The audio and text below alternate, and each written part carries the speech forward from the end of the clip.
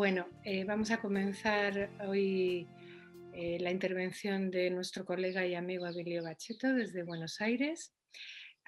Primero que nada, agradecerte, Emilio, supongo que el esfuerzo que ha supuesto todo este año para nosotros el uso del Zoom. Yo creo que ha multiplicado nuestras actividades. No sé si en tu caso también, supongo que sí, pero bueno, aquí llegamos ya a fin de curso, vosotros estáis en pleno. Y tú lo vas a cerrar nuestro departamento de psicopatología, lo cual es un gran honor. No sabemos muy bien cuál va a ser el contenido de tu charla, cuyo título es Otra psicopatología para el psicoanálisis, así que nos dejaremos sorprender y tomaremos notas y después te haremos las preguntas que vayamos considerando. Para los que no conocen a Emilio, le voy a presentar. Él es médico psiquiatra, es psicoanalista, es analista practicante de la EOL, Escuela Lacaniana, Escuela de Orientación Lacaniana de Argentina, miembro de la Asociación Mundial de Psicoanálisis, doctor en medicina, profesor universitario del Departamento de Psiquiatría y Salud Mental, y ha escrito varios libros, todos ellos muy interesantes. Yo creo que el primero, no sé si me equivoco, fue Depresiones y Psicoanálisis, ¿puede ser? Después Ser loco sin estarlos, Los descarriados, y hay uno recién salido del horno, Emilio, que acabas de presentar la semana pasada y que seguramente te organizaremos algo en Madrid para presentarlo. El título es Si podemos vivir en una civilización sin Dios, y en este caso lo has realizado en colaboración con Jorge Faraoni. Entonces, sin más, y agradeciéndote nuevamente tu intervención, pues avanti. Bueno, muchas gracias a los amigos, a Rosa, querida, Santiago, Lupe, a la comisión organizadora, María, bueno, muy amables por recibirme. Y bueno, me disculpo de no haber podido anticipar mi charla, no por hacerme el enigmático, sino simplemente porque no he tenido tiempo de escribirla, pero sí el entusiasmo de venir a conversar con ustedes. Le puse ese título, Otra psicopatología para el psicoanálisis, que, bueno, en fin, es un título pretencioso, pero lo que intento es más que nada proponerles algunas reflexiones a la luz de la enseñanza de psicoanálisis en el tiempo que habitamos. A medida que vaya lanzando estas reflexiones, iré pegando algunos recortes clínicos, ilustraciones, para poder ir dibujando un itinerario posible. Para los que pudieron leer el argumento, se habrán preguntado, bueno, ¿qué otra psicopatología puede haber para el psicoanálisis? Otra, con mayúscula, debe leerse aquí, de esa manera, y a su vez también evoco con ello a la memoria de mi maestro Germán García, quien publicó un libro en el año 77-78 titulado La otra psicopatología. Entonces, valga mi homenaje para lo que significó Germán en lo personal y en cuanto a la transmisión del psicoanálisis en lengua castellana. En este texto, Germán García dice algo que me parece a mí posee toda su resonancia hoy en día. Y es que él advierte que reina cierta ilusión consistente en recubrir, dice él, los mismos cuadros de la antigua psicopatología con un lenguaje nuevo. Hacer lo que se llamaría una psicopatología psicoanalítica, ¿no?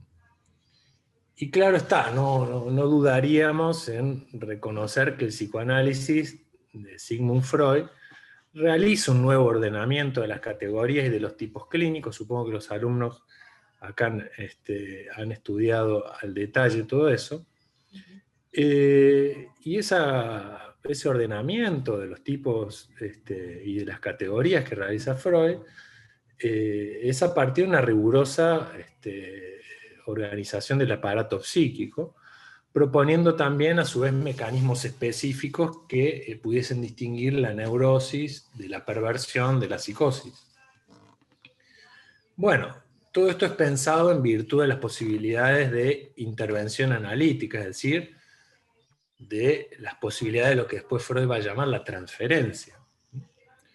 De ahí que él era muy prudente en ofertar un tratamiento analítico en aquellos pacientes que, por su modo de catexis libidinal, no se mostraran pasibles de transferencia, ¿no? Con esto me estoy refiriendo a la psicosis. Si bien admitió que había sujetos delirantes que presentaban algunos restos de transferencia, ¿sí? Y sobre eso hay mucha investigación, no me voy a detener en esto. Bueno, el discurso freudiano reservó el término psicopatología para lo cotidiano, recordarán ustedes, psicopatología de la vida cotidiana, explorando el aparato del lenguaje bajo diversos mecanismos cuyas formaciones se expresaban en un inconsciente que podemos decir divertido. Una diversión que Lacan no tardaría en admitir desde el comienzo de su enseñanza. De todos modos, a los efectos de estudiar la patología, una vez que se fue consolidando la teoría, Freud utilizó el caso por caso. Con esto me refiero a que no necesitó teorizar la histeria usando a su paciente Dora, sino que abrió su escucha para que Dora le explicase cómo funcionaban los procesos psíquicos en una histeria. En este sentido, en el conocido Hombre de las Ratas, ese caso famoso de neurosis obsesiva, Freud se autorizó a entregarnos una serie de indicaciones aforísticas, ese es el término que usa Freud, aforismos, ¿no? Pero a partir de dejarse enseñar por el mito individual del neurótico. En Schreber otro tanto, donde advirtió en un caso de paranoia la tentativa de curación o de restablecimiento o de reequilibrio, como dice nuestro amigo José María Álvarez, identificando incluso su propia teoría al delirio. La gramática ahí esbozada del fantasma psicótico, que está desandada en el caso a partir del delirio, le develará a Freud las líneas de fuerza delirante, las cuales le permitirán al presidente de la Corte Suprema de Dresde una solución elegante, ¿no? Este es el decir de Lacan, la solución elegante, que es el estado terminal del delirio. Pero bueno, atento de que no se trata de un problema psicológico como el obsesivo, sino en la psicosis se trata de un problema lógico. Freud va a declarar a propósito que en el caso Schreber, el asombro del psiquiatra no es el principio de su entendimiento. Vale decir que podemos describir la belleza de las formas clínicas, la potencia de las observaciones que acuñaron los psiquiatras clásicos, bueno sería que las conozcamos al dedillo, pero con eso no alcanza a entender nada. No basta con eso para entender nada, quiero decir. Me gusta mucho lo que dice Oscar Mazota, cuando advierte que la capacidad del hombre, dice, es infinita, y por eso siempre es posible resolver problemas imposibles. Pues bien, a esa clase de hombres que resuelven problemas imposibles, Oscar Mazota los llama los locos. Ustedes deben haber abordado, supongo, el seminario 3, no sé si Santiago, Rosa... Sí. Dedicamos un año a este seminario. Le han dado mucho énfasis a eso. Bueno, le voy a proponer 3 lupas para leer el seminario 3, para pensar otra psicopatología. Jacques Lacan dio un paso muy importante ahí, digamos, respecto a la lectura de los clásicos, acercando de manera genial esa clínica a una concepción estructural. De tal manera hizo pasar por el tamiz de los trastornos del lenguaje toda la psicopatología del siglo XIX y principio del XX.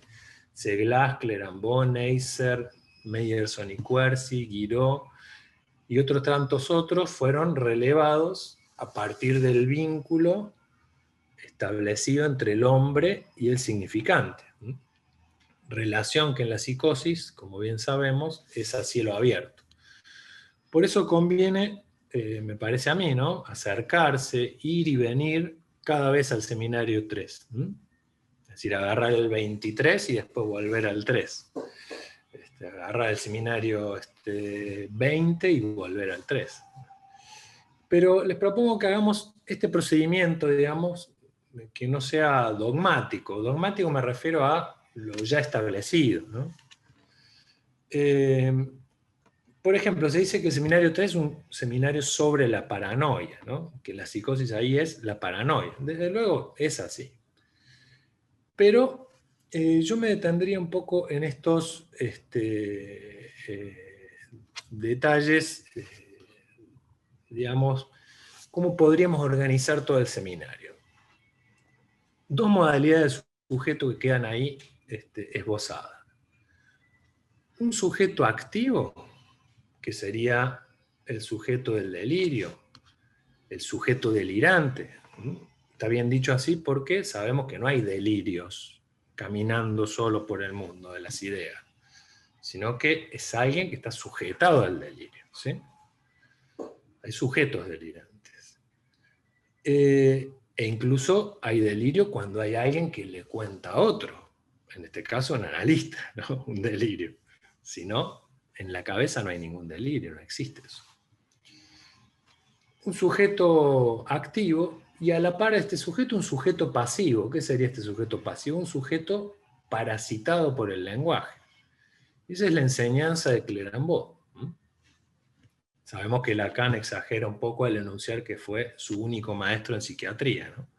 Eso no fue así, bueno, ni siquiera podríamos decir que fue su maestro, ¿no? Lacan tuvo grandes maestros de la clínica, y no fue particularmente Clérambault, pero bueno, es una operación que él hace con Clérambault.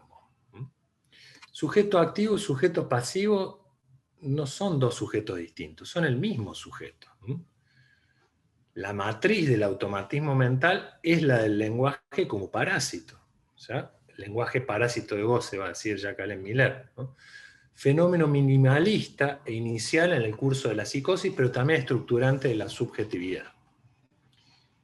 Hay una modulación continua, ¿no?, que es esto lo que demuestra acá Lacan en este seminario, con las cuales el sujeto tiene que arreglársela, ¿no? Sujeto pasivo.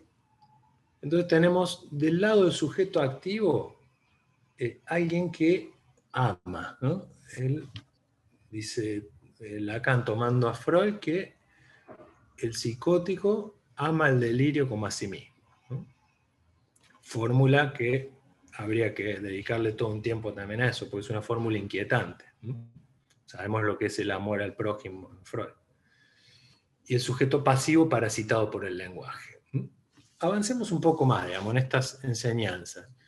La potencia clínica, me parece a mí, en este seminario, es el abrir 3 caminos de exploración y de intervención con el sujeto psicótico, sin la necesidad de buscar, como dice ahí Lacan de manera muy graciosa, simples satisfacciones de nosógrafo, ¿no? Me gusta esa frase. Para el sujeto que está a merced del automatismo mental, en los términos que propone Lacan, se trata de operar de tal manera que esa modulación continua no ocupe tanto su cabeza, ¿sí?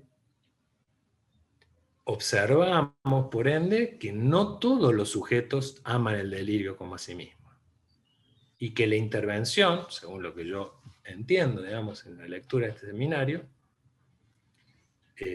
Lacan no habla de intervenciones en este seminario, de luego lo que extraemos como enseñanza, sería en este caso directamente sobre el significante. Ahora bien, para los que sí aman el delirio, Lacan se ocupa de discriminar, siguiendo también la enseñanza de Clérambault, a los que son los delirantes pasionales de los que son los delirantes interpretativos. Hay dos posiciones entonces en estos sujetos activos. Aquellos quienes cuentan con un axioma, es decir, un fantasma, aquellos en donde el núcleo de inercia dialéctica, dice él, se sitúa más cerca del sujeto, y, es decir, aquellos que cuentan con una fórmula, y aquellos que no cuentan con esa fórmula, y su guía es únicamente a la interpretación. Allí es donde dice que el fenómeno elemental está al nivel de la interpretación, ¿sí? Entonces, para concluir en este punto, decirles que el axioma, o que por axioma, Lacan aquí se refiere a los axiomas típicos aislados de la psicosis pasionales, erotomanía, celos, reivindicación, son ejemplos que él pone, aunque es perfectamente admisible tomar como axioma a toda aquella gramática con la cual se articula el delirio de cada quien. Con lo cual tenemos sujetos delirantes que están sujetados a un axioma, serían los pasionales, y sujetos delirantes que no cuentan con un axioma, es decir, que no cuentan con una fórmula, están sujetados a la interpretación misma. Lacan en este sentido, como les dije, sigue a pie juntillas a Clérambault y considera que los paranoicos son los delirantes puramente interpretativos. A tal punto que hacia el final de la enseñanza va a decir, bueno, la interpretación misma es la paranoia, ¿no? Entonces, digamos, para una idea práctica, están los sujetos exclusivamente parasitados por el lenguaje, serían los más parecidos a los esquizofrénicos. Lacan no menciona prácticamente la esquizofrenia, a no ser excepcionalmente en el seminario.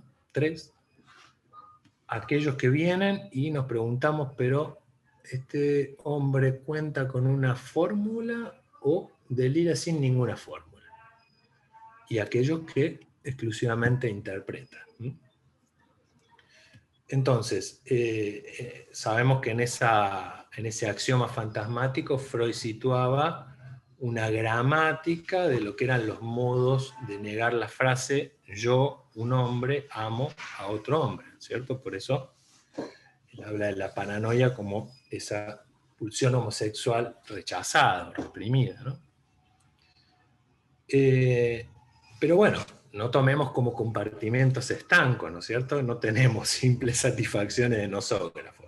Se trata de posicionamientos del sujeto, uno más pasivo, otro más activo, más inventivo, ¿no es cierto? Otros menos. Quizás ustedes me podrían objetar, yo mismo me he objetado eso, ¿no? Que el paranoico, bueno, también sufre los embates del automatismo mental. Por ejemplo, Lacan habla de la injuria alucinada, ¿no es cierto? Sí, pero localiza a un otro y pone en marcha un dispositivo significante donde fijar el mal. El pasional, ustedes me dirán, bueno, pero el pasional también interpreta, por supuesto, pero interpreta con una fórmula, a la que ama como a sí mismo.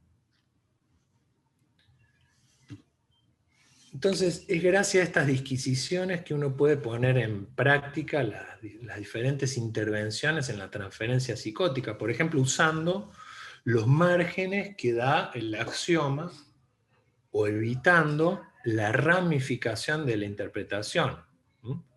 Por eso Clérambault hablaba de delirios en sector para hablar de los delirios pasionales y delirios en red por su modalidad de amplificación, ¿cierto? De que se va extendiendo cada vez más, ¿no? Respecto del automatismo mental, bueno, se trata de evitar que esa modulación continua no ocupe tanto su cabeza, es decir, que el sujeto no se tome demasiado en serio su endofasia. Seguramente, los que leyeron el seminario 3 le estará resonando esto que cuento, ¿no? Está leído desde ahí. Salteo cosas como para ir reflexionando con ustedes. A mí me parece que la clínica analítica es sorprendente y divertida, digamos, a la vez. Cada uno de ustedes experimentaron o van a experimentar, los que todavía no hayan salido al ruedo de la práctica, situaciones en donde el diagnóstico y el tipo clínico se transforman en intrigas a resolver, no solo desde el sentido teórico, sino también el práctico. Con estimable frecuencia aparecen al inicio, generando inquietud, no solo en el practicante novel, sino en todos nosotros. Todos tenemos muchas dudas diagnósticas muchas veces. Incluso en los que ya tenemos años practicando, ¿no? Reconocemos que algunos sujetos a quienes recibimos nuestra consulta desde hace tiempo, aún hoy nos suscitan los mismos interrogantes. Eso no quiere decir que seamos irresponsables o negligentes, sino simplemente que no hemos podido concluir sobre eso. Y uno tiene algunos pacientes que, bueno, le sucede lo mismo que el primer día. ¿Y de qué se trata el diagnóstico de este sujeto? Eso no impide que lo sigamos recibiendo, atendiendo. Y más aún, por más desprevenida que sea nuestra praxis, no por ello vemos que deje de tener efectos. Clerambault, ya estamos un poco ensañados con de Clerambault, pero bueno, se me vino a la mente esta idea, tenía la misma idea que Lacan, es decir, que una clínica no necesita ser esclarecida para operar. ¿Sí? Bueno, hay algo que genera efecto, en todo caso después veremos la posibilidad de formalizarlo. ¿Sí? Pero yendo más allá, lo sorprendente y divertido es que la pregunta acerca del diagnóstico y del tipo clínico también suelen retornar hacia el final de los tratamientos. Es decir, cuando ya estamos en el tramo último del tratamiento. ¿Sí? Desde luego con otro rostro. La reducción sintomática a la que llegan muchos pacientes neuróticos o psicóticos deja en un segundo plano la generalidad de la estructura y en un lugar mucho más distante la particularidad del tipo clínico.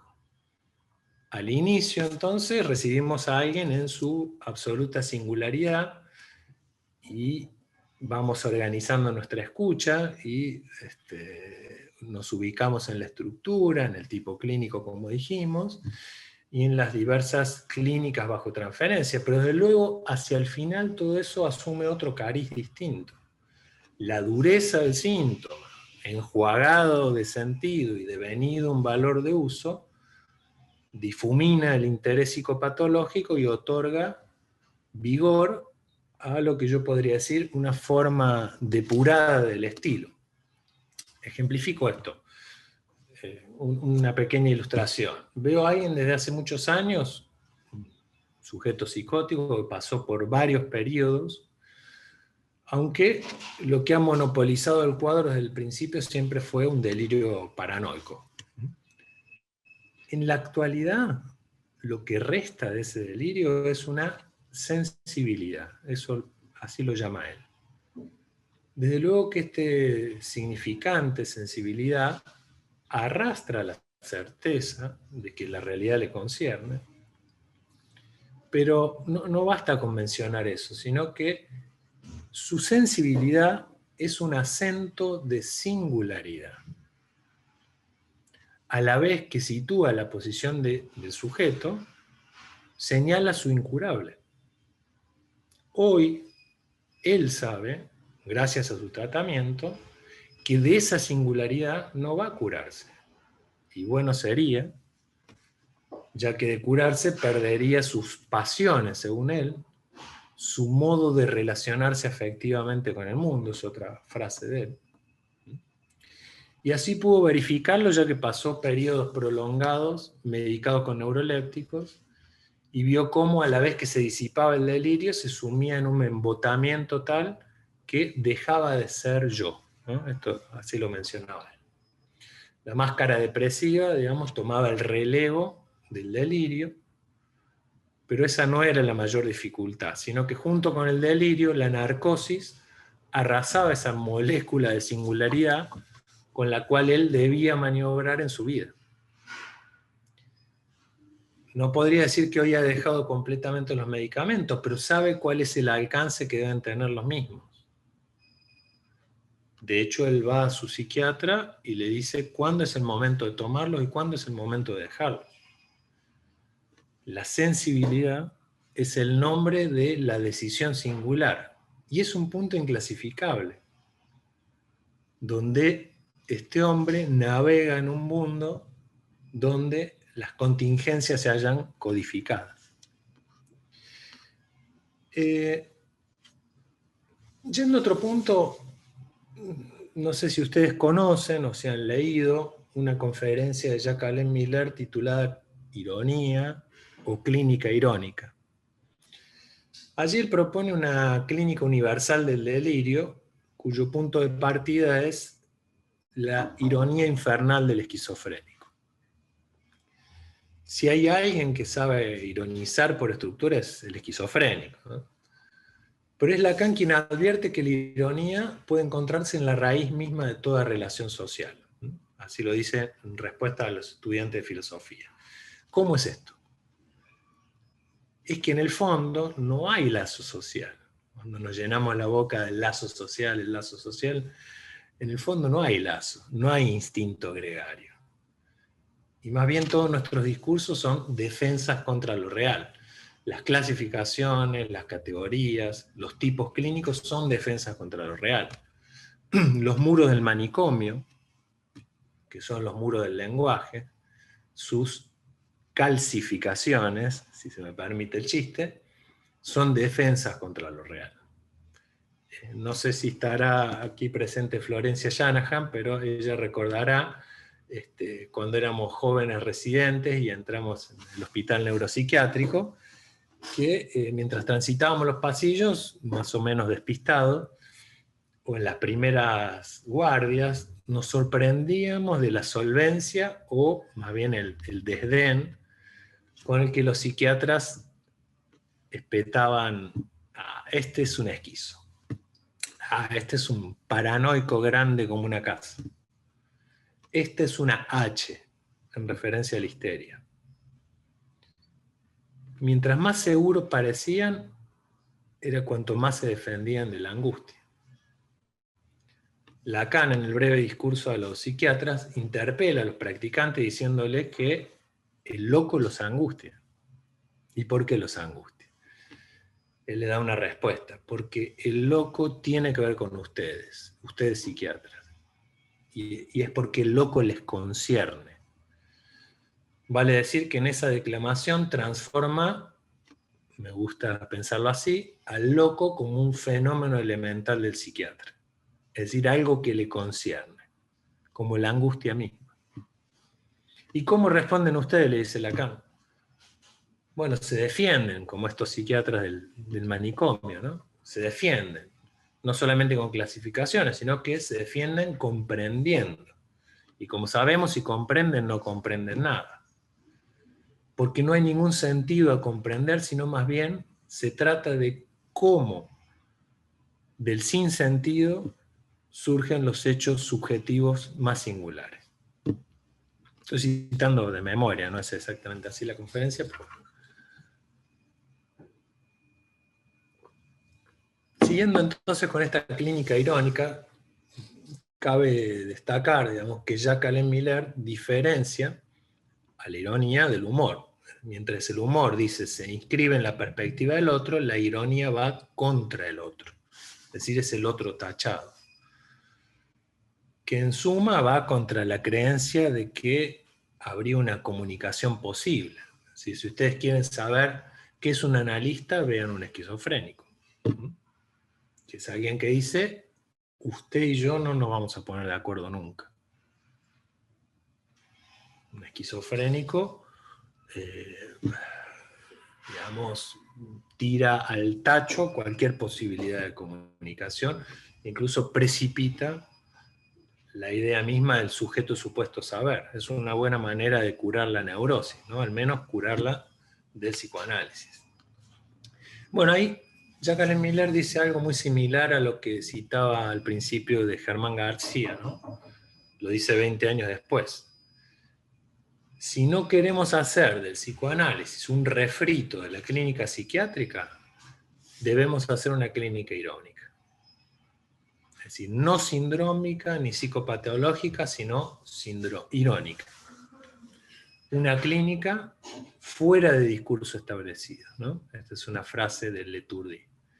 Una clínica que se acerque en lo posible a un divorcio entre la palabra y la cosa. Bueno, es una clínica desconcertante verdaderamente, pero no nos inquietemos tanto. Leamos a Lacan y veamos un poco cuál es la obra de Lacan es toda una psicopatología irónica, comenzando con su tesis, donde ampara, bajo el término de paranoia, una forma invertida.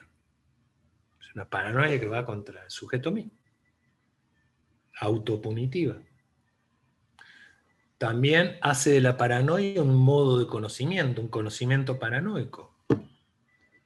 U homologa el psicoanálisis una forma de paranoia dirigida.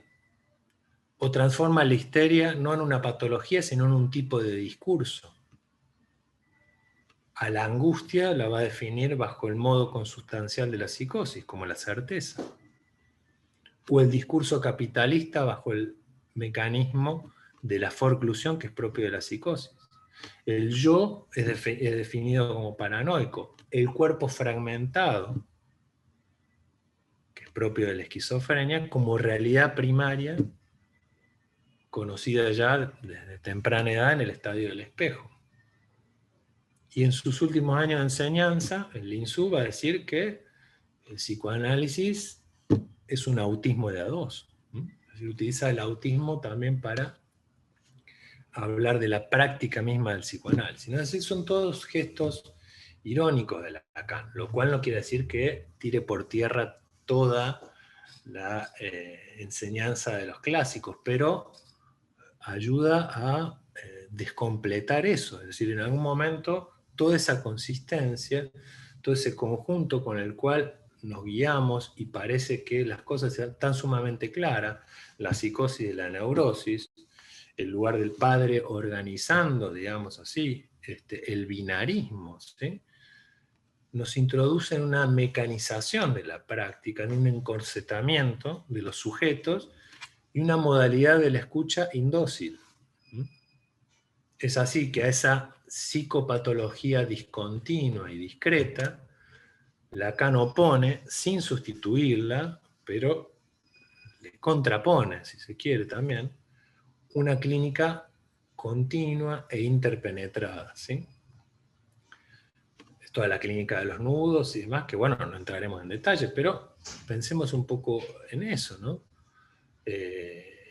Cómo de alguna manera, él dice, el mundillo de los hombrecitos solitarios de la multitud moderna está sostenida por muy pocos puntos de apoyo significante, no solamente el psicótico, sino del hombre moderno. Es decir, que las cosas no están muy claras, ¿cierto? Y eso lo dice no en el año 70, lo dice en el año 56. Entonces, el taburete ya tiene pocas patas, digamos así, ¿no? Desde luego que en el psicótico puede que en determinada encrucijada biográfica se produzcan los retornos de ese efecto que él llama forclusión. Pero ¿y si no tenemos los efectos de ese retorno? Si la forclusión no hace evidente la locura. Hay desde luego locos evidentes, ¿no? Alguien que decimos, bueno, este es un loco. Lacan mismo lo decía, ¿no? Un loco es un loco. Pero es irrefutable que hay muchos otros locos que no lo parecen. En la Argentina, un psiquiatra precursor del positivismo, aquí hacia fines del siglo XIX, maestro de José Ingeniero, no sé si le sonará esta figura, llamaba a esos locos que no lo parecen los simuladores de talento. Me encantó esa idea, ¿no? esa figura. Simuladores de talento, sujetos con cierta astucia que desarrollaban dispositivos de camuflado, así lo veía él, y aparatos de protección y defensa, que él decía que con admirable talento tendían a suplir, ese término lo pone en itálica incluso, suplir, su defecto a nivel de la existencia. Es decir, dicha astucia les servía para poner en funciones una singular ortopedia. Una singular ortopedia. Bueno, entonces, hay otra psicopatología que es de orden, Jacques Miller lo llama postclínico, quizás lo podríamos nombrar como pospsicopatológico, que es cuando la frontera entre la locura y la no locura se encuentra no hacia adentro o afuera de la psicosis, sino dentro de la psicosis misma. Es decir, se trata de un campo sutil, cubierto de fenómenos discretos en el cuerpo, en el lenguaje, en la vida misma, que al menos tienden a poner ciertos puntos de interrogación que no se pueden aislar de manera tradicional, ¿sí? No se pueden aislar de manera tradicional.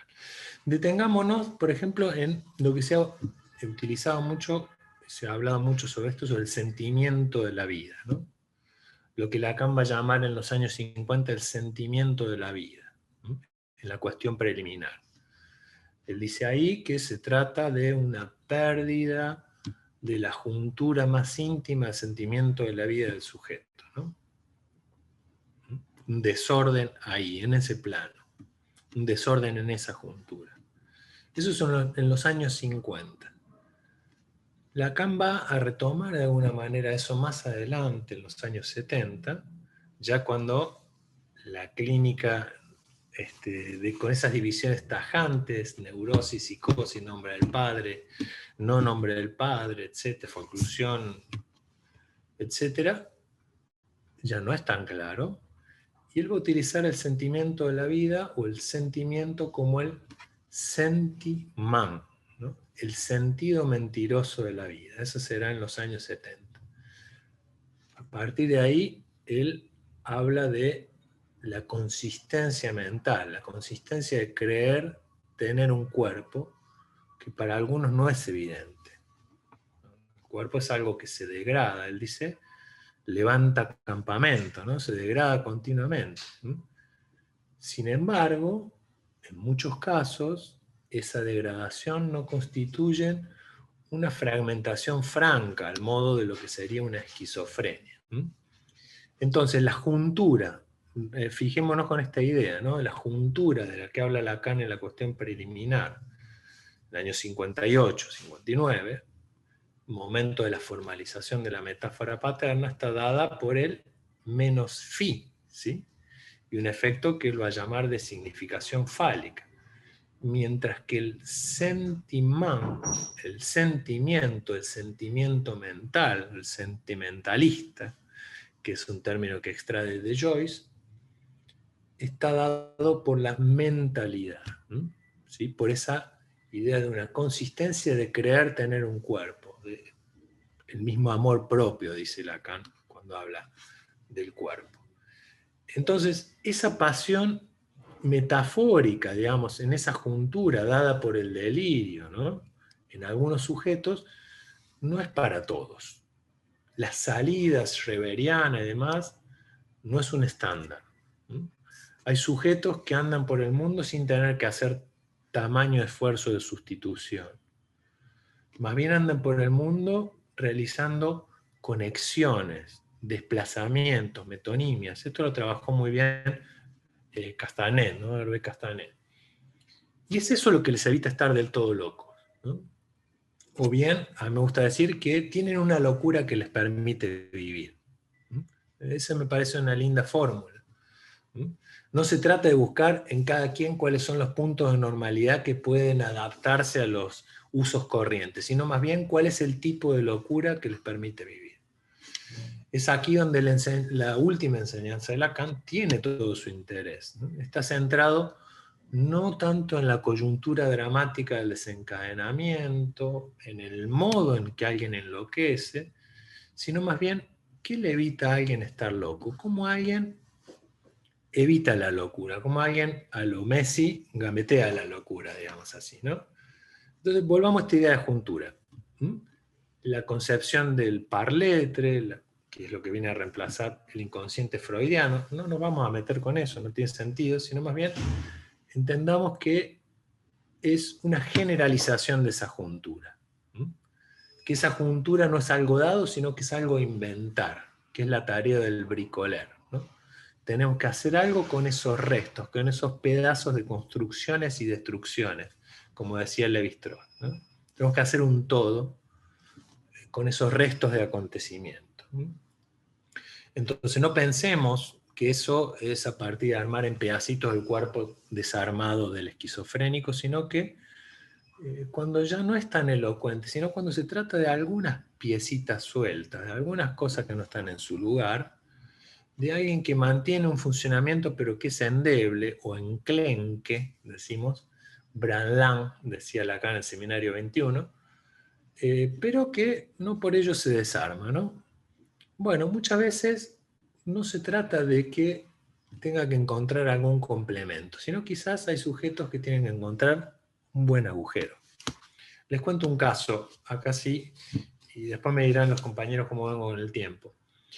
Es un caso que tuve oportunidad de controlar en una institución y que me enseñó muchísimo, porque tradujo una cierta lógica. Se trataba de una joven que concurría a una institución pública con el diagnóstico de anorexia. Si bien mostraba una delgadez importante, su preocupación pasaba por la mirada de su padre, un hombre alcohólico, que ella sentía que la observaba con ojos de hombre, ese era el término que utilizaba, fundamentalmente al momento de ponerse ropa ajustada. Esto, dice ella, la volvió loca, llevándola incluso a dormir con un cuchillo bajo la almohada por temor a que ese padre se acercara y le hiciera algo. Apenas iniciada la primera entrevista, ella se despacha con una confesión. Dice, estoy de novia y quiero acostarme con mi pareja, tenerlo cerca, coger, follar, dirían ustedes. Pero tengo rollos. ¿Rollos?, le pregunta el analista. Sí, es que mi panza no me agrada. Quizás esté obsesionada con mi cuerpo, pero no sé. Estoy anoréxica. No como para llegar al peso que quiero. Entonces, tener al novio para follar y la preocupación por los rollos. El peso ideal al que ella se proponía arribar se traducía en una talla específica, 36, que era una cifra que llega a nominar ella como la cinturita. Si yo quiero llegar al 36, que es mi cinturita. Llega incluso a escribirse en las muñecas el número 36. Cierto es que aquello que se le tornaba insoportable en el sexo, en el encuentro sexual con su novio, no estaba relacionado particularmente con la maldad del otro. No es que el novio estaba en un lugar intrusivo, o en el otro malo, sino más bien con la alternativa de que en el encuentro del cuerpo a cuerpo sexual, lo que se le impusiera fuera su propia derelicción, es decir, que ella pudiese desaparecer. El encuentro con el otro cuerpo ponía de relieve, de alguna manera, esa regresión tópica al cuerpo fragmentado y al desgarro vital, sin llegar a eso, ¿eh? Pero estaba ese riesgo. A poco andar en las entrevistas surge un hallazgo por parte de su analista. Y es que ella misma le indica que si quiere acostarse con su novio, para tenerlo cerca, porque ella lo que quería era tenerlo cerca, no era que tenía ganas de follar, sino que lo que ella necesitaba era tenerlo cerca. Puede hacerlo sin sacarse la blusa, lo que le evitaría ver sus rollos o su panza. Hallazgo que fue verificado ante la consecución efectiva del encuentro sexual, del coito específicamente, y consecuentemente el apaciguamiento de los fenómenos de retorno de goce escópico. Vuelvo a aclarar que ella se sentía observada. Y a su vez también evitando los fantasmas de fragmentación. Pero no solo eso sucedió, sino que una vez que tuvo a su novio encima de ella, así lo cuenta, lo testimonia, tuvo a su novio encima de ella penetrándola, la blusa que ocultaba los rollos, no obstante, dejaba al descubierto otra cosa, que era ¿qué? La cinturita. Era evidente que la cinturita, cifrado cifrada bajo un número, el 36, como les dije, le proveía de un cuerpo, pero no en el sentido del reflejo imaginario, sino de la posibilidad de tener un cuerpo a partir de la invención de un agujero. La cinturita era la cifra y a la vez la circunferencia a partir de la cual pasaba todo su cuerpo. Topología sutil pero efectiva para darse una consistencia posible. Es decir, ¿cómo hacerse de un cuerpo? ¿Cómo tener un cuerpo? Es aquí una de esas cuestiones, ¿no? Para pensar en otra psicopatología.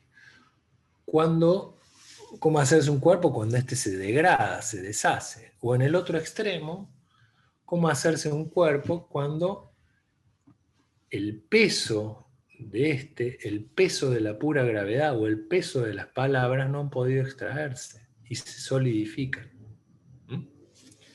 Les puedo comentar otro caso si tengo tiempo, no sé cómo vengo. Sí, sí. Rosa, Santiago. Sí. Para hacerlo un poco más dinámico también. Un hombre que concluye precisamente con este problema del peso del cuerpo, ¿no? Concurre por depresión. Según dice al comienzo de las entrevistas, todo se remonta a conflictos familiares que tienen larga data. Padece desde siempre efectos devastadores de las palabras de sus padres. Y más recientemente, cuando está viniendo a la consulta, de su hermano mayor. Estas palabras él dice que lo dejan tirado, deprimido, hastiado. Un tormento que se centra en la idea de que su familia cree que él es un vago. Vago. Efectivamente, nos enteramos que durante la adolescencia pasó un periodo importante de su vida en cama, en una especie de catatonía, pero que nunca requirió de internación ni de abordaje farmacológico alguno. Salió luego de un tiempo que podemos decir fue de reflexión, en donde algunas ideas lo sacaron de esa perplejidad. Una de esas ideas fue precisamente la de ser un vago. Término que se sustrajo de la reflexión y que cayó como si fuese un meteorito del cielo. Sin llegar a ser semiológicamente, digamos, una alucinación verbal, su modo sincrónico la hacía presente de tal manera. Su modo sincrónico no enlazado a nada. En síntesis, no era necesario que él nos dijese, bueno, escucho una voz que me dice vago, sino que era un término que en esa historia que él relataba era carente de toda dialéctica en su discurso. Si bien es un fragmento referido cronológicamente, este se halla desprovisto de toda historia y en consecuencia adquiere un carácter de estigma histórico, como señala muy bien Jacqueline Miller en la lectura de Lacan. La alucinación como un estigma histórico es una buena observación esa. Obtenemos de este relato un significante que, rechazado de lo simbólico, retorna de lo real, ¿sí? El hombre en cuestión es alguien que concurre cada tanto a quejarse siempre de la misma manera, que no puede hacer las cosas de la casa o no gana dinero suficiente. Esta queja, esta demanda, si ustedes quieren, concluye siempre en las entrevistas con un gesto discordante, una expresión sardónica, podríamos decir. Me pregunta, ¿y no será todo esto es que soy un vago? Ese gesto va dirigido a mí, pero va dirigido a mí como una mueca de goce, digamos, de que hay algo de eso que lo goza. Pero evidentemente, a diferencia del hombre de las ratas, no se trata de un goce ignorado. En más de una ocasión me vi tentado a pensar de que quizá toda la entrevista tenga como única motivación que él venga a decir esto, ¿no? Y no será que soy un vago. Y en consecuencia que yo tuviera que contestarle algo en referencia a eso que lo goza. Por ejemplo, decirle usted no es un vago. Pero negarle ese significante es nombrarlo como tal, darle consistencia. O la forma psicológica admitida de ¿y usted qué piensa? ¿Y usted qué le parece? ¿Qué opina de eso? ¿Qué diría usted? Pero sería lanzarlo aún más en un enigma, hacerlo navegar en un enigma, que lejos de conducirlo a buen puerto, lo haríamos encallar. Lo que entendí finalmente es que la fórmula de salida debe estar motivada por un saber. ¿Pero qué saber? Un saber qué evitar. Si hay algo que tiene que saber un sujeto psicótico es qué evitar. Le señalo finalmente que gran parte de las actividades que él realizó en este último tiempo, por ejemplo, comprarse un vehículo para transporte de pasajeros, ser conductor de una ambulancia, lo han desplazado de ese término, que para él resulta ser muy familiar. Dicho más enfáticamente, vago resulta ser un término realmente familiar. Es un aspecto donde lo siniestro ha perdido toda su envoltura imaginaria. Es decir, la repercusión que tiene en su cuerpo, no la resonancia, sino la repercusión que tiene en su cuerpo, el peso, la gravedad que posee la palabra vago y que tiene un carácter devastador para él. Eso no es desconocido por él, pero tampoco del todo admitido.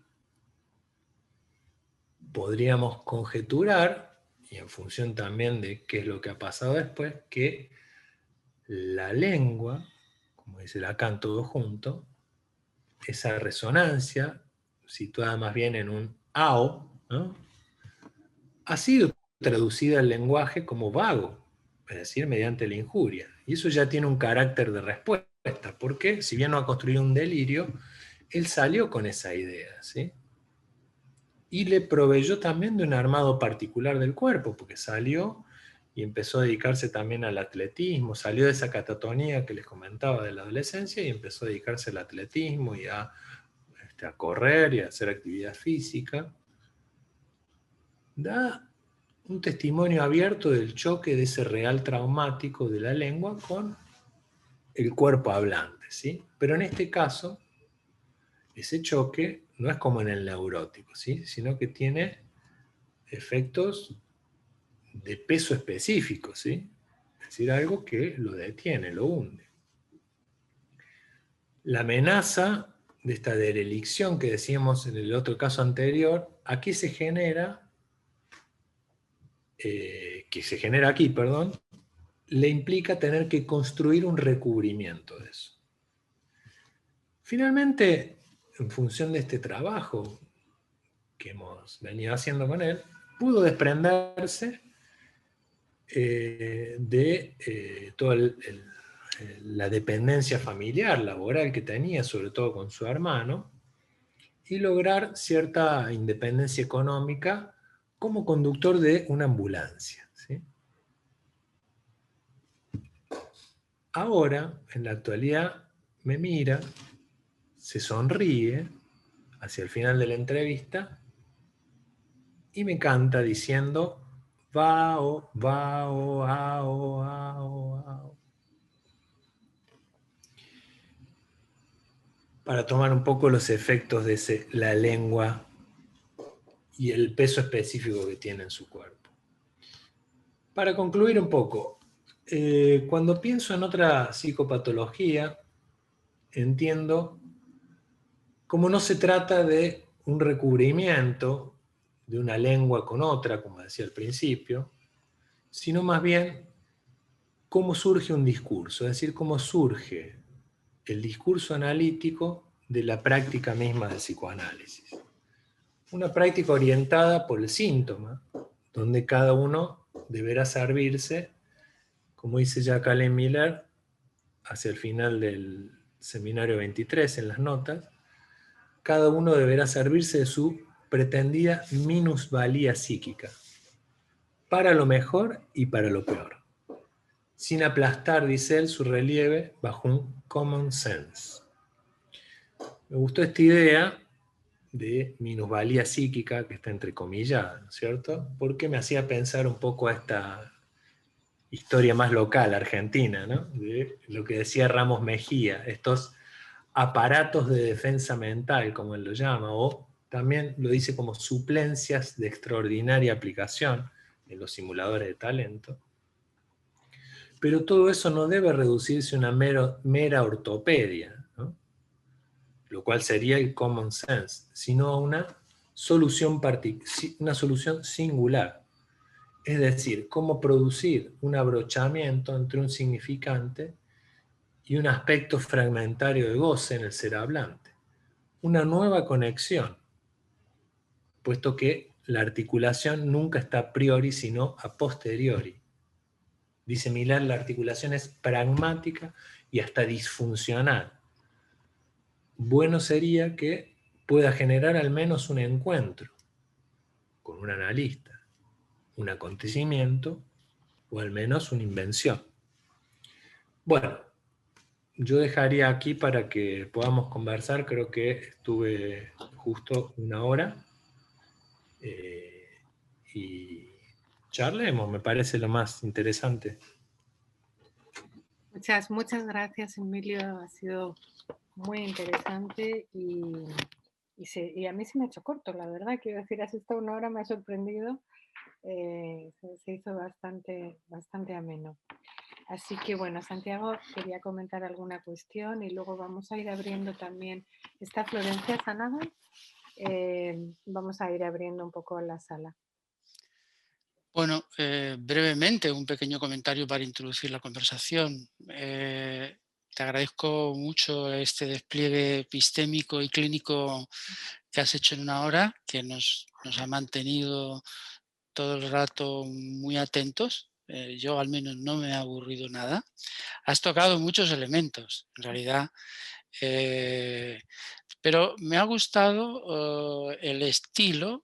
Quizás es complejo, aunque tiene su complejidad, pero cómo has hecho el recorrido de ida y vuelta entre lo que es el Lacan, que habla de del registro de lo imaginario y del psicoanálisis entendido como una paranoia dirigida en sus primeros escritos, los antecedentes al despliegue del seminario 3 y después la última enseñanza de Lacan, que es la que verdaderamente nos da muchos más instrumentos para una clínica de orientación lacaniana para la psicosis.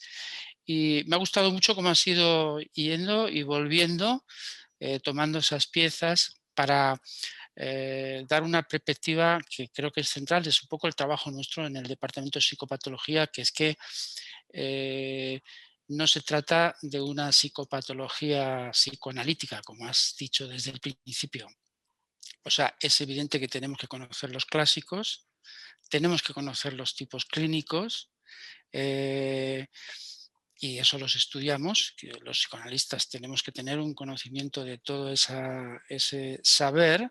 Lo trabajamos en el departamento de hecho, pero hay que saber lo que es, como has ubicado muy bien, la dimensión de la paranoia del sujeto parasitado por el lenguaje y la experiencia del cuerpo fragmentado, o el despliegue que has hecho de la esquizofrenia.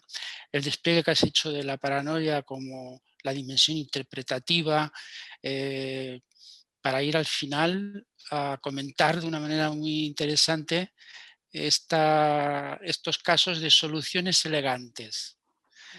Casos Rever y casos Joyce, que lo hemos trabajado también en el departamento de psicopatología. Y como en ese recorrido en el fondo, podríamos poner en un extremo la psicopatología de la vida cotidiana de Freud y en el otro todo el mundo es loco, es decir, delirante, del último Lacan.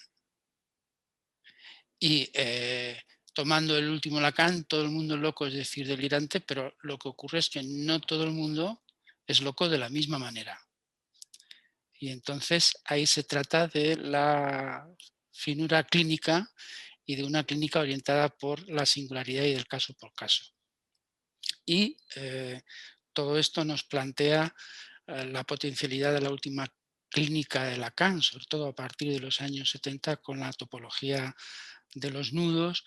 Lo has llamado porque hay una idea de que el psicoanalista, en el caso de la psicosis, toma una actitud, a veces se malentiende esto, muy pasiva, y lo has ubicado muy bien, como no se trata de eso, más bien es el lugar del bricoler, el lugar del que trata de orientarse en la clínica, tratando de, más allá de tener un conocimiento de la estructura, es decir, no se trata de desconocer los tipos clínicos ni de desconocer que hay la neurosis, hay la psicosis y todo eso, sino de más bien partir de una clínica que nos plantea muchas veces, más allá de las clasificaciones o de las referencias, la posibilidad de hacer algo a inventar.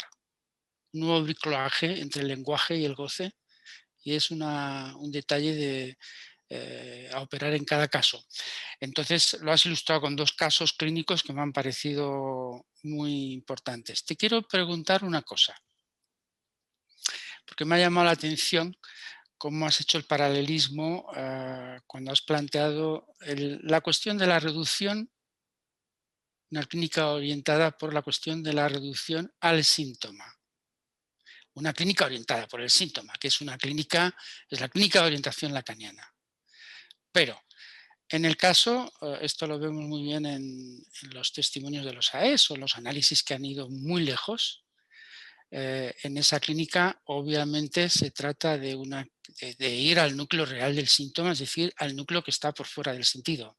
Es decir, en el final del análisis uno se encuentra con su propio sinsentido. Es decir, va del sentido a su propia locura, vamos a decirlo así. Es el recorrido de un análisis llevado hasta su final. Y aquí hay un punto que te quiero un poco comentar, a ver cómo tú lo ves, porque me parece que en el trabajo con el loco hay algo de esto, pero al mismo tiempo hay una especificidad. Es una especificidad que se resuelve en el caso por caso, porque efectivamente no se trata de ir a una reducción, se trata de reducir efectivamente en el plano del sentido para no apostar solamente por una solución delirante, y en el plano del goce porque se tiene que producir una reducción de goce en la cura de la locura. Pero la operación final la podemos llamar desde el punto de vista del sintón como el cuarto nudo, y eso es equivalente a lo que se produce en el final del análisis de la neurosis. Pero en el caso de la locura, esta cuestión del cuarto nudo o de la solución muchas veces es a inventar. Es algo completamente nuevo. No es lo que queda por fuera del sentido del síntoma en el campo de la neurosis. Ahí te quería preguntar un poco cómo ves tú esto. Es lo que me ha sugerido esta particularidad tuya. Y segunda cuestión, si podrías decir algo de la melancolía. Muchas gracias, Santiago. Sí, has dicho cosas preciosas. Preciosas para la clínica, digamos, cotidiana. Efectivamente, no es algo...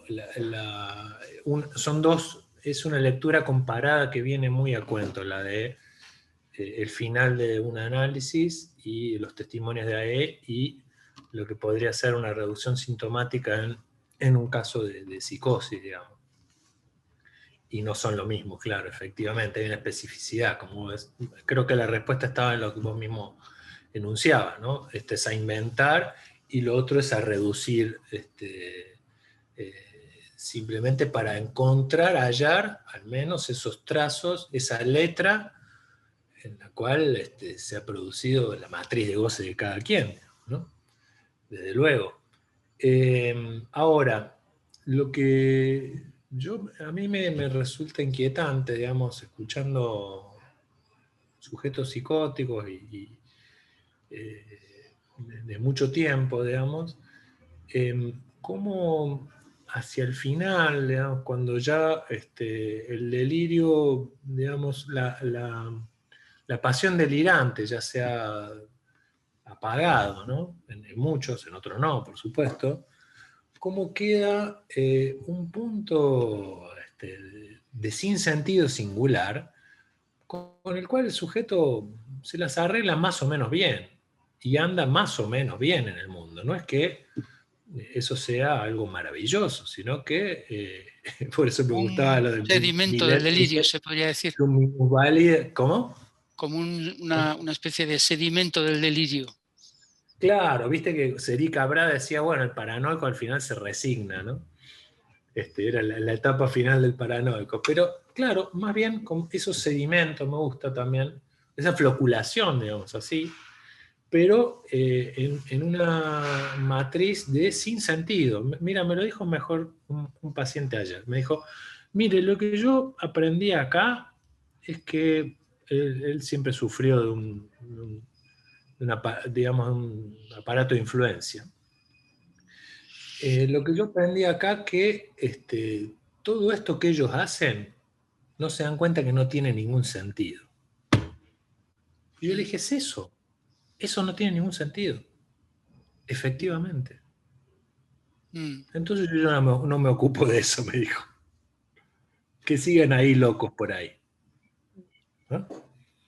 Desde luego que no es en el caso por caso, por supuesto. Hay sujetos que, como de la sensibilidad, que anda por el mundo con ese detalle. Ese detalle es un acento de singularidad, es un término que extraigo de los escritos de Lacan que me gusta mucho, ¿no? Ese acento que solamente le vale a él y que tiene que ver con el punto de obstáculo con el lazo social, pero a la vez lo que motiva sus pasiones. Es algo que a él le desata la certeza de alguna manera, pero es algo que sin eso tampoco puede andar apasionadamente por el mundo. Entonces, él sabe que con ese obstáculo tiene que, como vos decías, inventar otra cosa para andar en el mundo. Por ejemplo, en algunos momentos él tiene que realizar una pregunta más de la que formularíamos nosotros, para ver que de alguna manera puede haber algo que no signifique tanto para él, ¿no? Que no le retorne tanto en términos de la significación personal. ¿Por qué? Porque es su sensibilidad. Con esa sensibilidad él tiene que hacer algo. Entonces anda por el mundo de esa forma. Bueno, así para decir rápidamente. Respecto a la melancolía, a mí me parece, digamos, yo me pregunto qué enseña la melancolía al psicoanálisis, ¿no? Muchas veces vemos que el psicoanálisis no puede hacer demasiado con la melancolía, pero nos puede entregar ciertos retazos que son muy interesantes para la práctica del psicoanálisis. Por ejemplo, la melancolía nos enseña dos extremos. Por un lado, cómo funcionan las identificaciones. Si hay alguien cuya suplencia es extremadamente efectiva, es la suplencia melancólica, vía las identificaciones puramente ideales. Vemos que hay un hombre que de un momento a otro dice que es el causante de todos los males del mundo, o que sus órganos están podridos por dentro, o tiene una tristeza infinita, o su ruina, etcétera, etcétera, etcétera, la indignidad, y de golpe lo vemos trabajando con su familia y está perfectamente bien. Y decimos, ¿qué pasó acá? Este hombre es normal.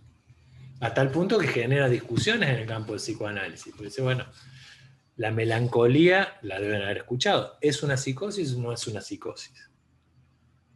Para mí es una psicosis, efectivamente. Que lo más interesante que tiene para decirnos es que hay un modo de funcionamiento de las identificaciones que es sumamente efectivo, que es lo que se llaman las identificaciones conformistas o puramente ideales. Eso de un extremo. Del otro extremo tenemos la melancolía, demuestra un poco el individuo moderno, postmoderno, si se quiere, que es la forma del rechazo del inconsciente.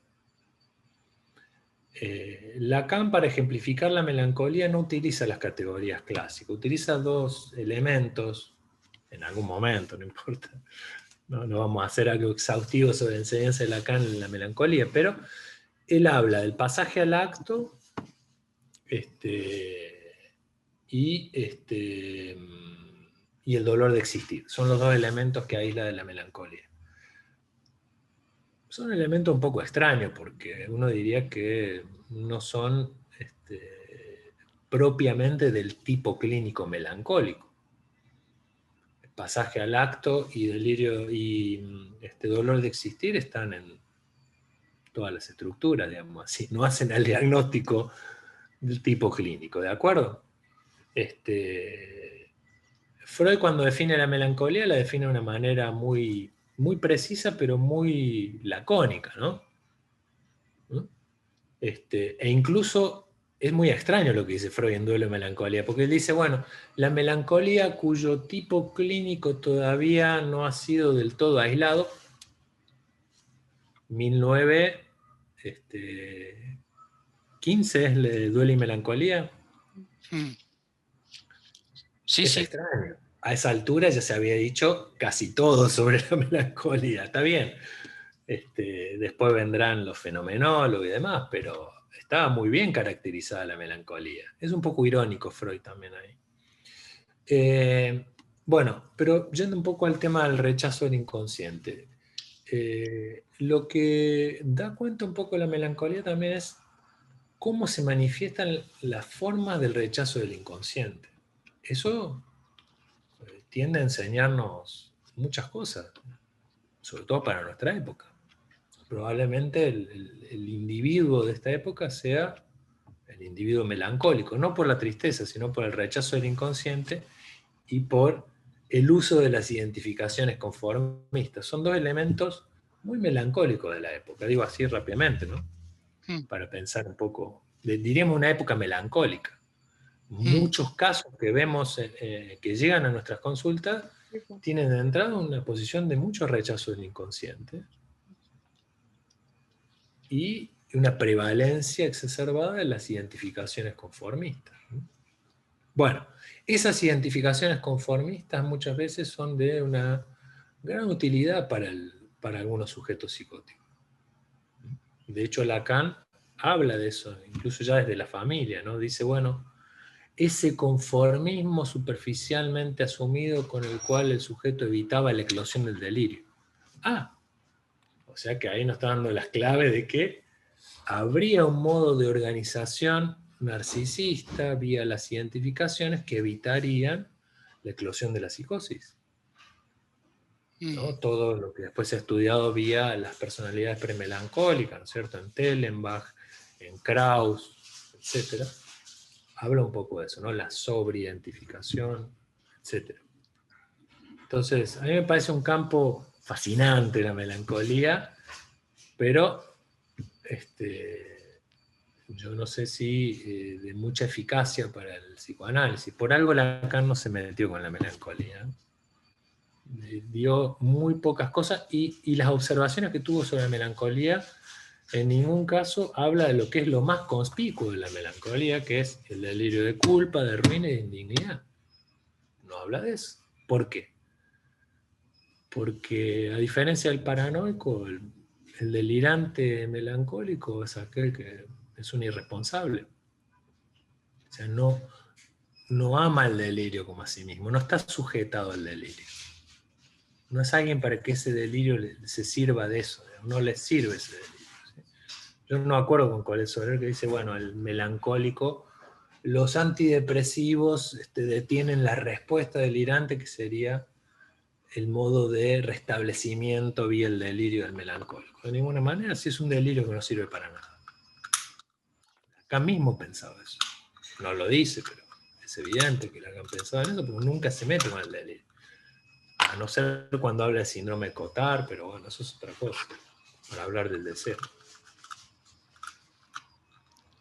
Ok, gracias, Emilio. Aprovechando que no hay ninguna pregunta, felicitarte, Emilio, porque realmente ha sido un lujo escuchar tanto la parte teórica como luego las ilustraciones clínicas, que cada una de ellas tenía, digamos, era una demostración de toda la teoría en sus distintas, digamos, aspectos.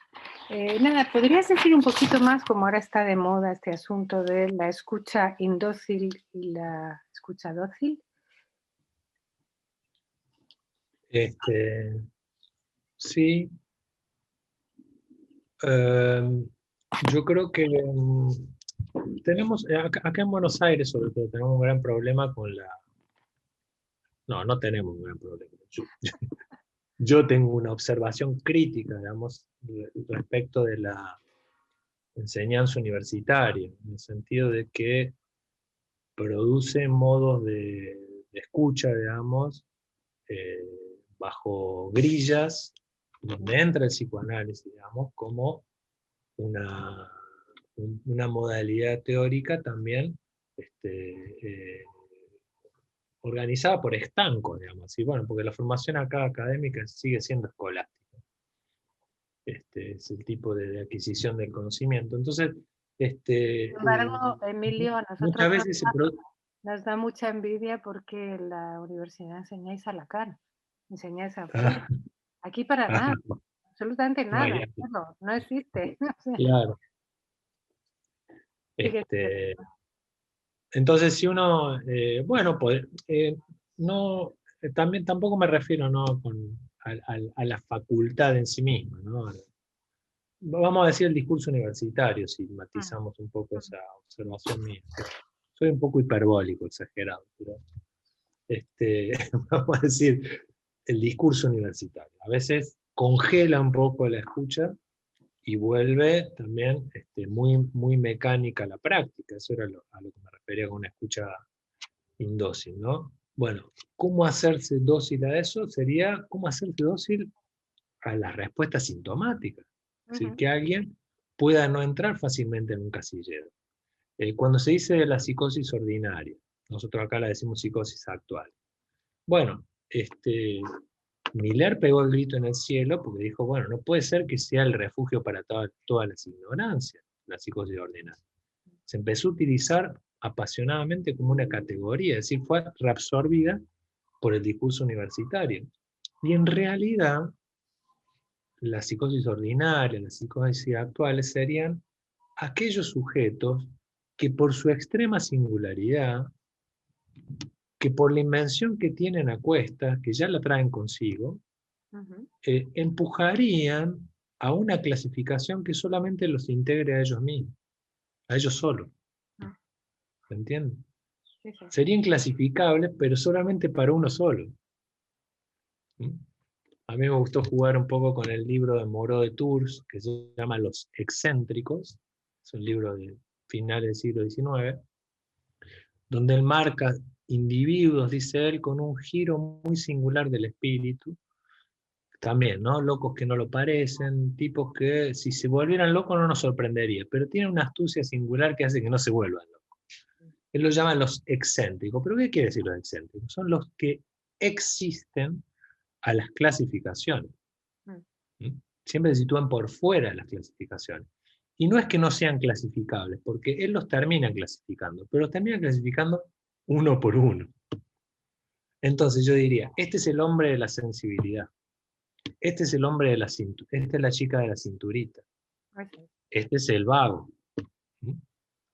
Pero piénsenlo ustedes, o cada uno, no les voy a decir a vos, Rosa, o a Santiago, pero las personas que están iniciando su práctica, supónganse que están en el hospital, o en la salita, o en el centro de salud, y tocan la puerta y dicen, fulanito, te busca el neurótico obsesivo.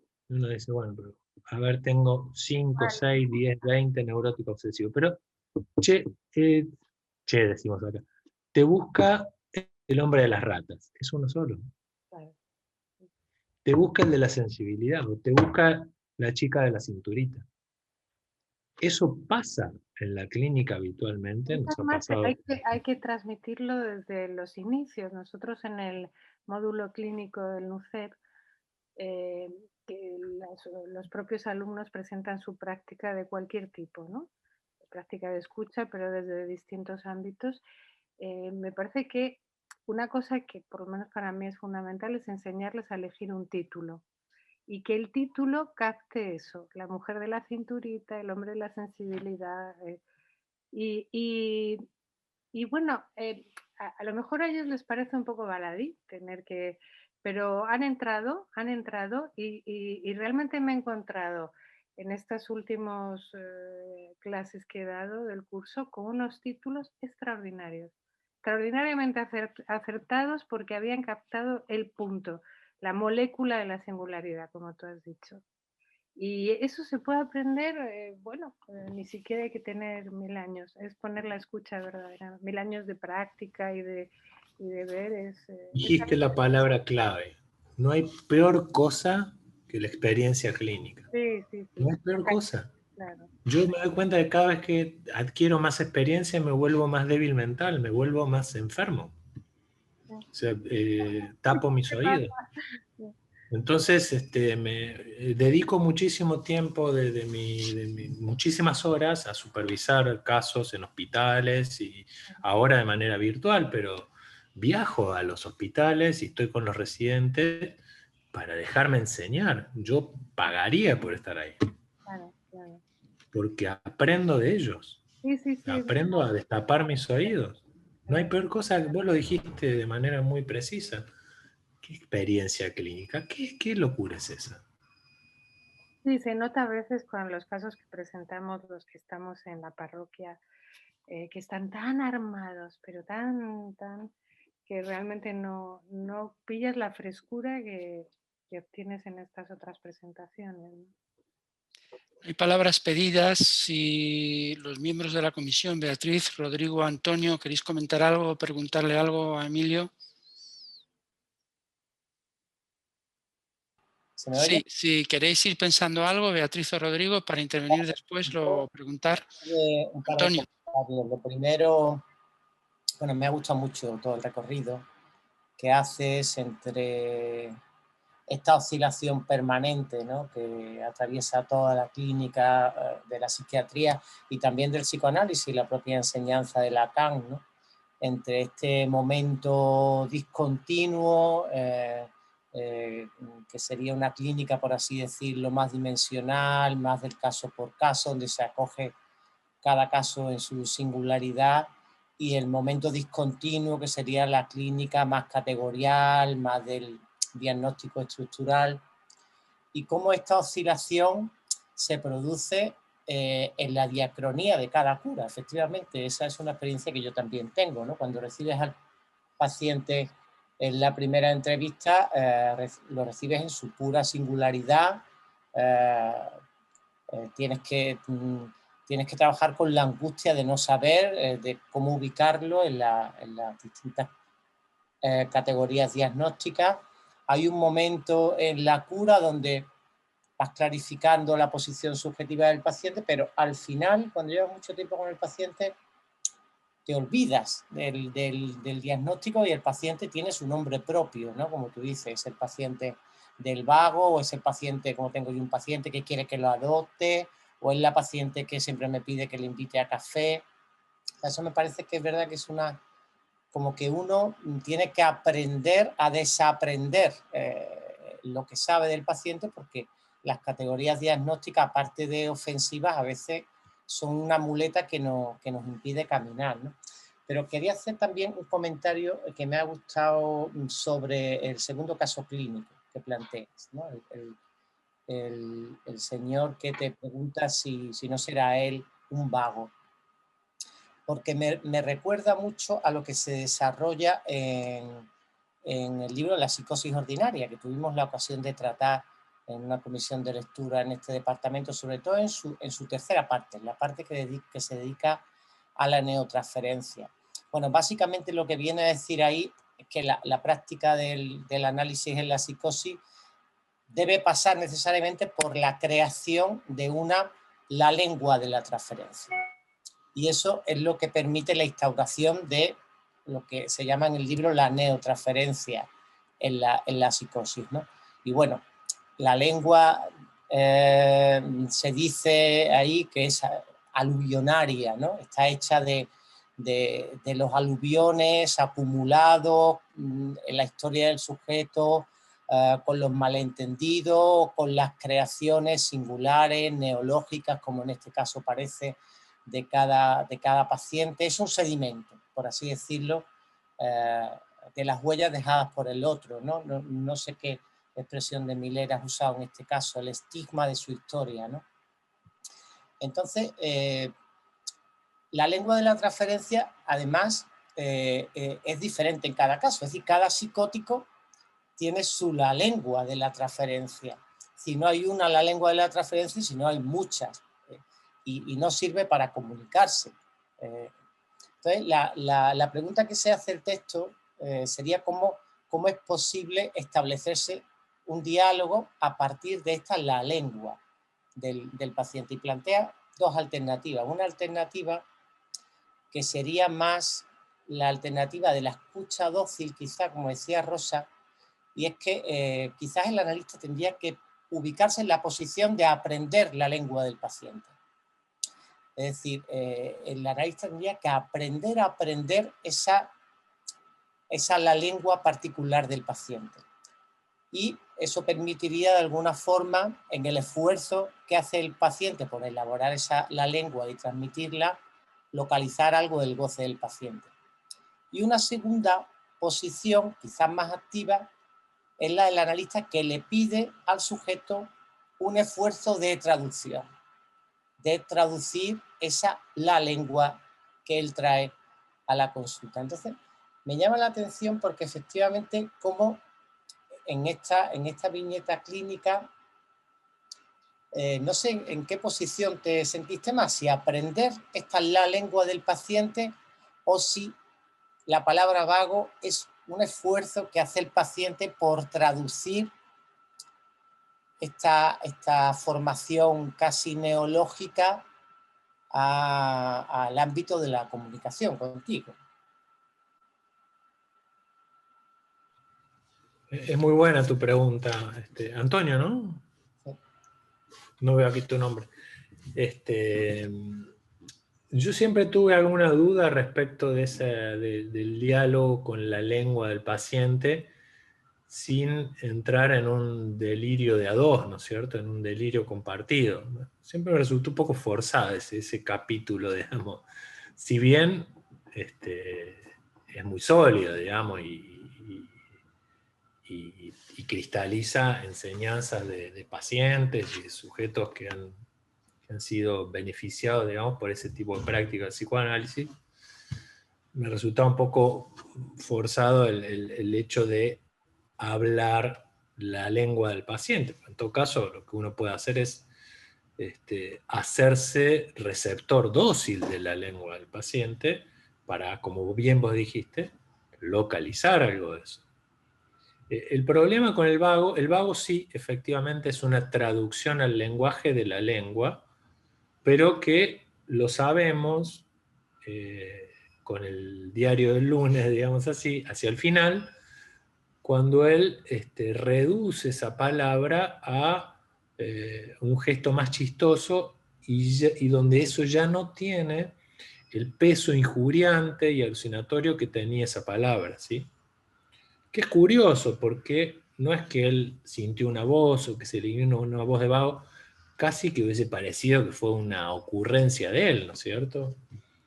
Pero esa palabra viene con un peso tal que incluso ancla su propio cuerpo a la gravedad. Es decir, instala su cuerpo en la cama y de la cual él no puede salir. Ahí nos enteramos cuál es el valor específico que tiene ese significante, ¿no es cierto? Cuál es el valor alucinatorio y devastador. Ahora bien, cuando él puede desarmar eso a sus mínimos componentes, que es el componente de la lengua todo junto, y jugar con él, y jugar con eso, ya la sonrisa en la consulta, en el análisis, es distinta. Ya no es esa mueca de goce en la cual él está ofrecido, digamos así, y rápidamente yo puedo quedar en ese lugar de tirarlo a la hoguera, digamos así, de ofrecerlo aún más, en ese lugar de objeto de goce, a jugar un poco con eso. Y yo me hago receptor de eso. No es que yo le digo juguemos al ao, sino que, digamos, lo acompaño en ese gesto, ¿no? Entonces, es su propio esfuerzo de reducción que me pareció muy interesante, digamos, en un paciente grave de inicio, ¿no? Un hombre que... Bueno, en fin. Sí, es como un ejemplo de reducción de la vertiente más mortificante del lenguaje, del significante. Sí, el significante que viene del otro, que tiene un efecto devastador sobre el sujeto, pero que una vez que es triturado en la transferencia, se convierte en algo mucho más liviano en el que él se reconoce, pero que no tiene para el sujeto esa densidad que tenía antes, ¿no? Entonces, es un buen ejemplo. Es muy bonito esta manera de ilustrar lo que decías antes de la cuestión de la reducción. Me parece un caso que enseña mucho sobre esto. ¿Puedo preguntar ahora? Sí, sí, Rodrigo. Gracias. Hola, Emilio. Un gusto verte. ¿Cómo estás, Rodrigo? Qué gusto verte. Sí, bien, nos hemos visto y estaba pensando mientras te escuchaba que, como siempre, fantástico. Claro, me acordaba en otro espacio que estuvimos compartiendo un poco también este tipo de discusión a propósito de un poco de estas locuras, con lo que terminaste tu presentación, estas locuras más, bueno, singulares, más de la época. Entonces pensaba en tu presentación cómo mostrabas un poco los dos polos. Por un lado, este polo de la psicopatología más clásica o la visión del psicoanálisis más estructural, que tiene que ver con, claro, cómo enloquece cada estructura, y después muestras un poco al final esta idea de la salida por el acento de singularidad, que me encantó también eso hallazgo, que tiene que ver con el tipo de locura que le permite a cada uno vivir, va más a lo singular. Pero pensaba, claro, hay una primera división, una visión más, vamos a decir, estructural, y otra que apunta más a lo singular de cada posición, que ya atraviesa un poco la estructura. Pero me preguntaba si es que tú, ¿qué considera o cómo lo consideras si es que hay alguna textura particular de la locura en sí, en cada una de estas posiciones? Siempre tengo la incógnita de que cuando evidentemente vamos a lo singular y diluimos un poco los márgenes, también quizás diluimos algo, intentamos forzosamente diluir algo de la locura que quizás no es tan diluible. O sea, ¿qué quiero decir? Existe también una textura singular de estos casos versus vamos a llamar la locura neurótica, por decirlo así, si es que la hay, bueno, o lo que hay, o que podemos llamar. Entonces, es verdad que el trabajo es siempre ir oscilando y manejando esto en su justa medida en el caso por caso. La neurosis no nos dice nada, sino que tal sujeto neurótico de tales nos dice algo. Pero no sé, si que tú consideras algo así, ¿cómo lo ves tú esa diferencia, esa textura diferente? Ambas cosas. Me parece que Lacan nunca dejó de decir que un loco era un loco. Es decir, que él hace las presentaciones de enfermo y sitúa la psicosis de una manera muy tradicional, muy clásica, incluso con un gesto, digamos, muy de amo médico, digamos así, en algunos momentos, y por otros momentos oscila hacia términos como la enfermedad de la mentalidad, por ejemplo, en Brigitte, y juega con otros formas que son posclínicas, no son psicopatológicas. Entonces, yo creo que sí, que hay locos que, bueno, que son efectivamente locos. Hay locos que difícilmente salgan de los manicomios porque es el mundo que encontraron. Hay otros que pueden estar en su casa o en casa de medio camino. Y hay otros que son esas extravagancias que decía Freud, ¿no? Lacan destaca mucho en Neurosis y Psicosis el término NAR de Freud, que es las extravagancias con los que muchos sujetos transitan la normalidad de la trama social, ¿no? Bueno, hay tipos que son un poco raros, pero que andan así por la vida. Y andan lo más bien. Y quizás ellos tienen mucho para enseñarnos. Y vienen a consultar a analistas cada vez más, pero donde nosotros como analistas tenemos que estar advertidos de un gesto de prudencia más que de intervencionismo. Prudencia en el sentido de saber cómo acompañar en la solución que ya el sujeto trae consigo. No es necesario que me invente ninguna metáfora ni ninguna conexión. Yo ya la traigo en el bolsillo. Solamente que necesito saber qué cuestiones evitar, cómo sostener mi propia invención, cómo hacer con eso que yo ya tengo conmigo, etc. En fin. Pero también están, bueno, los esquizofrénicos, los paranoicos, los etcétera, también, por supuesto. Y tenemos que leer con una lupa y con otra unos y otros, me parece a mí, ¿no? La orientación finalmente sí es el síntoma. Es el gesto de singularidad dentro de ese esquizofrénico, dentro de ese paranoico, dentro de ese neurótico obsesivo, que hace a que ninguno sea igual a otro, ¿no? La vivencia singular del síntoma que decía Freud, ¿no? Esto que dices me parece muy importante porque tenemos la clínica donde los tipos clínicos se pueden vislumbrar en la primera entrevista, lógicamente, pero también hay una clínica cuyas fronteras a veces que es muy contemporánea, que es la clínica del exceso de goce. Y que muchas veces hay que tomarse un tiempo y operar con esta orientación que tú dices de reducción de una manera muy específica. Justamente el año que viene, el curso del Departamento de Psicopatología, el tema que vamos a tomar es esta clínica, va a tener una dimensión eminentemente clínica, que es la de los síntomas contemporáneos. Y entonces vamos a invitar a Ernesto Sinatra y a Domenico Cosenza, de Argentina y de Italia, y vamos a abordar justamente este tema, donde a partir de los significantes amos de la época, las adicciones, la anorexia, el ataque de pánico, el trastorno límite de la personalidad, la violencia y las agresiones, las autolesiones, las fibromialgias, en fin, vamos a tomar estos significantes amos de la época que vienen muchas veces de la medicina para ir un poco a discernir este punto que tú dices, que me parece que es muy importante. Bueno, no sé si Beatriz quería comentar algo, decir alguna cuestión. No, nada, me encantó toda la conferencia y agradecerle a Emilio.